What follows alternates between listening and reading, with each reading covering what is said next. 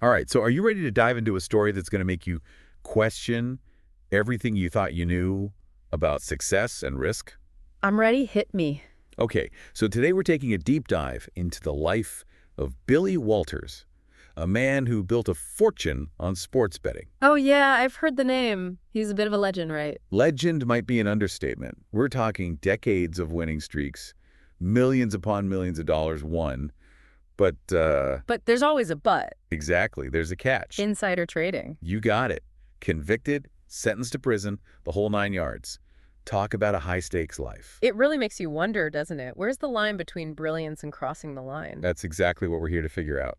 Visionary or con artist? Let's see if we can unpack this. Sounds like a challenge. Where do we even begin with a story like this? Well, we've got a ton of material to work with. Articles, news stories, court documents, even excerpts from his autobiography, Gambler. Secrets from a Life at Risk. Oh, wow. Straight from the source. Exactly. No filter. So let's start at the beginning. Billy Walters. Born and raised in Kentucky. Dirt poor. I've heard he had a really rough childhood. Yeah. His father left when he was just a baby. By 9 years old, he was working odd jobs just to help his grandmother put food on the table. Wow, 9 years old. That's got to shape a person. Mowing lawns, delivering newspapers, anything he could do.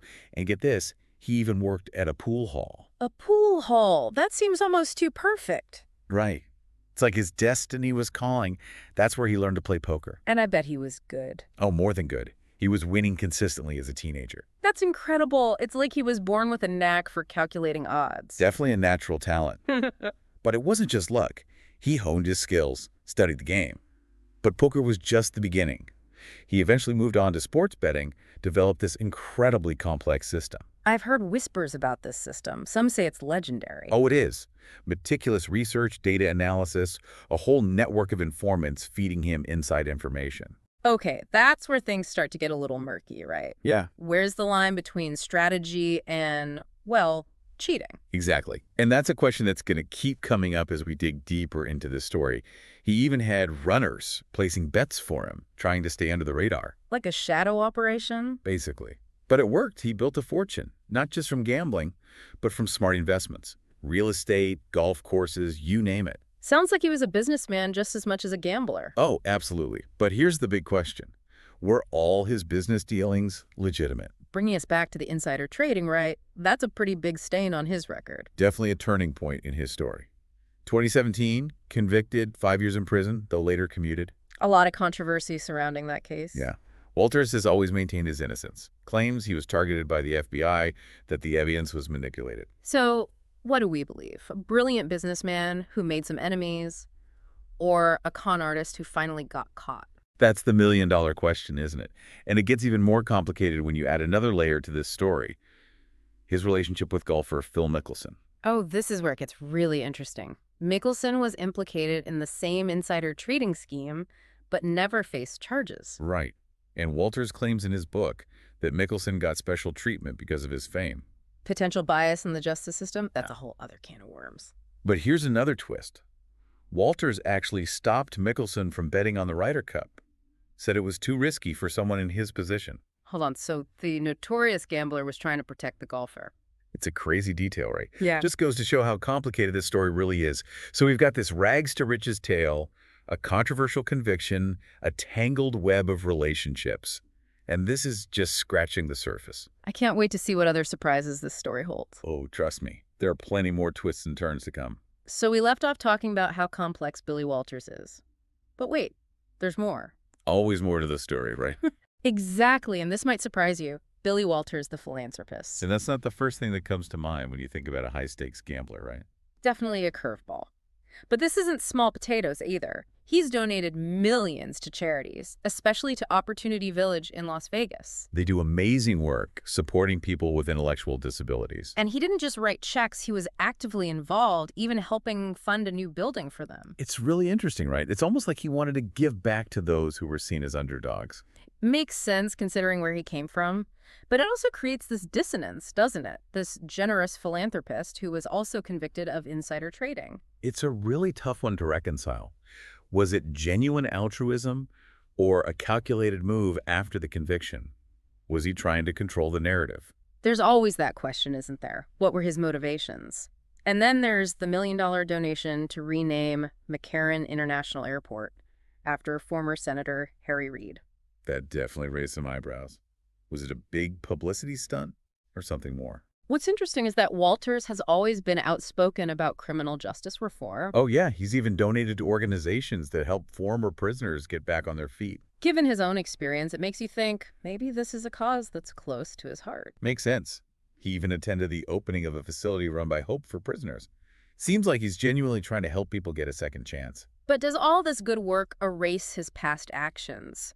Can philanthropy ever really be a form of redemption? It's a tough question. Can you really undo the harm caused, especially when it comes to financial crimes? So we're back to square one. Visionary or con artist, was he just a master manipulator who knew how to use his wealth to his advantage? He definitely seemed to operate in that gray area, always pushing the boundaries, both in his business life and personal life. Some risks paid off, others landed him in trouble. A classic high-risk, high-reward scenario. But maybe that's why his story is so captivating. He makes us question our own perceptions of success and ethics. Yeah, and second chances. So what do we think? Was he a genius who made some bad decisions, or a con man who got away with it for a long time? It's almost like he was both, and neither. It's this strange mix of brilliance and shady dealings, and maybe that's the most intriguing takeaway. The world isn't always black and white. There are a lot of shades of gray, and sometimes the truth is somewhere in the middle.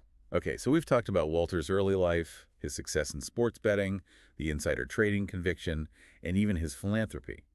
But there's one thing I keep coming back to, and it's something he emphasizes in his book too. What's that? It's his whole approach to sports betting. Mm-hmm. He describes it as a science, almost like an equation.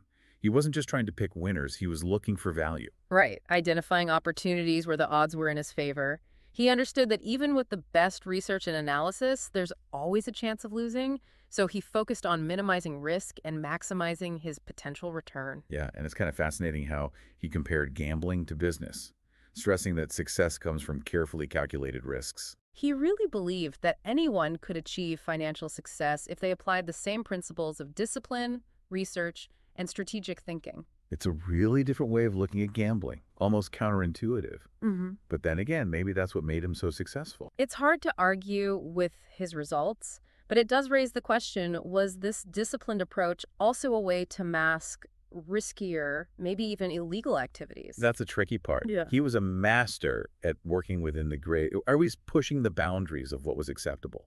It's like, even if some of his methods weren't technically illegal at the time, were they ethical? Yeah, that's a question that goes beyond Billy Walters. It's relevant to so many industries today, right? Where do we draw the line between innovation and pushing things too far? Think about the tech industry, finance, even healthcare. There are always those who find creative ways to disrupt the system, to bend the rules. And sometimes they create amazing things, revolutionize entire industries. But other times, it leads to disaster. It's a delicate balance. And in Walter's case, that balance seems to have tipped with the insider trading conviction. It's hard to reconcile his claims of being this savvy, calculated businessman with the fact that he was found guilty of using confidential information for his own profit. Right, but his case also highlights the complexities of the legal system. He's always maintained his innocence, arguing that he was targeted by the FBI, that the evidence was manipulated. It definitely makes you think about how justice is served and whether everyone is truly treated equally under the law. There's always more to the story than what meets the eye. Exactly. And that's something to keep in mind as we try to make sense of Billy Walters' life. He's a complex figure, full of contradictions. He came from nothing, built a fortune, landed in prison, and then dedicated himself to philanthropy. It's almost Shakespearean. Right. It's like a modern-day tragedy, but with a twist. Because he never gave up. He never stopped fighting for what he believed in. Whether you agree with his methods or not, you have to admire his resilience. And that's maybe the biggest takeaway from all of this. Billy Walters' story reminds us that life is full of surprises, that success can be fleeting, and that second chances are possible even after you've fallen from grace. He's a reminder that the world isn't black and white, that there are always shades of gray. And sometimes, the most fascinating people are the ones who defy easy categorization. So what's the verdict? Visionary or con artist? I guess that's up to each of us to decide. But one thing's for sure, Billy Walters' life is a story we won't soon forget.